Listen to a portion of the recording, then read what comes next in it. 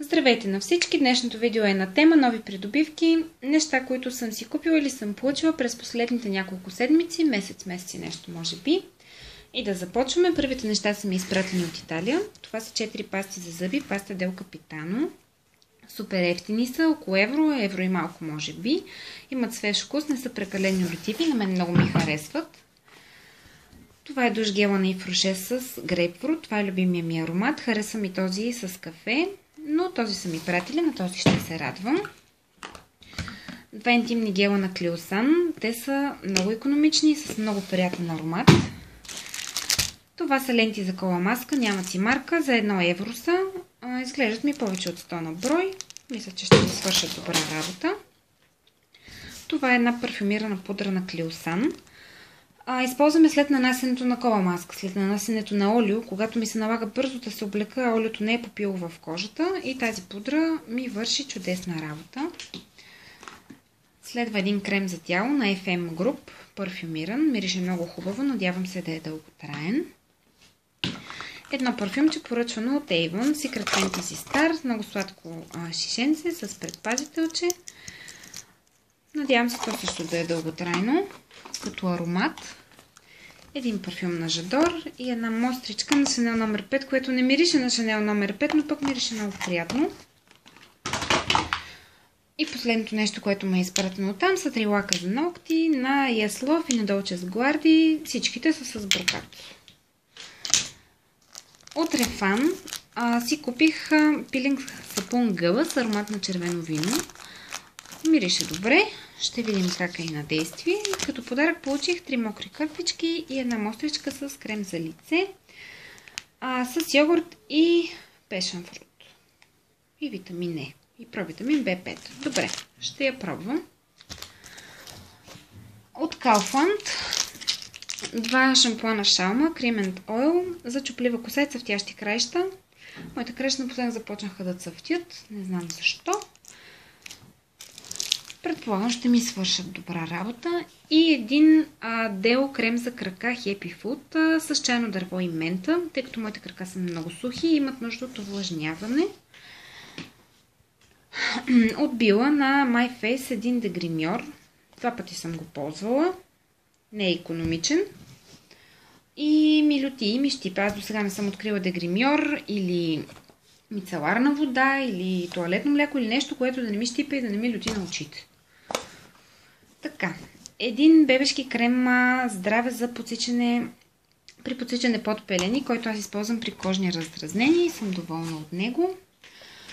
От DM на Pure Derm една подхранваща маска с екстракт от червен женшен. Много ги харесвам тези маски. Редувам ги различните видове.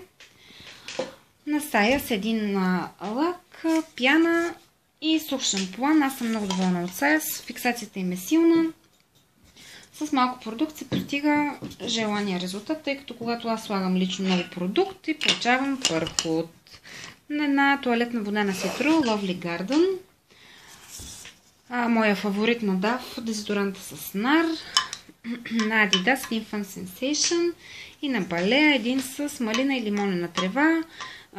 Видя ми се, че мирише хубаво, но то май само в капачката си мирише хубаво. 1-2 пъти съм го пробвала и като че ли никакъв аромат, не да е дълготраен, като че ли никакъв няма. 2 очни линии, които са като писалка на Essence. Аз не съм добра в поставянето на очна линия, но не спирам да опитвам и не се отказвам по никакъв начин. Една спирала на Essence Get Big Lashes.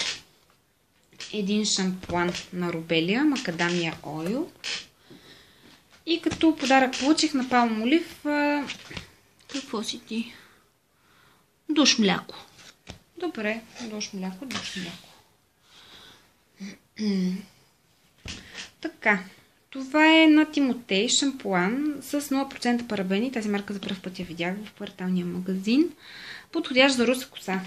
Хайде да видим дали ще стана по-блондинка. На Роза в България една розова вода. Последния път, когато съм си купувала розова вода, явно е била преди много време, тя нямаше такъв силен аромат. Тази мирише много силно, много натрапчиво.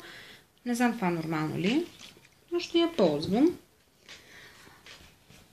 На Буржуа един душ гел, една маска за лице на Фармаси, един крем за лице на Skincare с прополис и витамин А. Едни мострички, които не знам откъде съм взела. На L'Oreal един дневен крем Dermagenesis и на Kerastase шампуан за боядисана коса, който много ми харесва, въпреки че косата ми не е боядисана. Така. Натурално масло от чайно дърво, което ми помогна с отварянето. Не знам за какво ще го ползвам, все още не съм решила, но ще му намеря приложение. 3 лака за ногти на Golden Rose Rich Color черния. Този е на Perfect, не мога да му видя номера. И този от магазин за левче, който не използвам за лакиране, тъй като после не мога да го махна. Използвам за декорации. Това са 3 ролона с натурален пчелен восък. Ролон с коломаска. За мен тези са най-добрият избор, поне за този момент на пазара. Цветните или тези с шоколад и с други аромати. Първо трудно се нанасят, трудно се отлепят.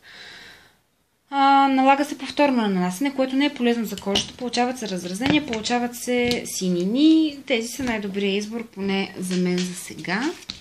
Една пиличка, стъклена, но според мен не е стъклена, ами си е пластмасова. И май няма да ми върши работа.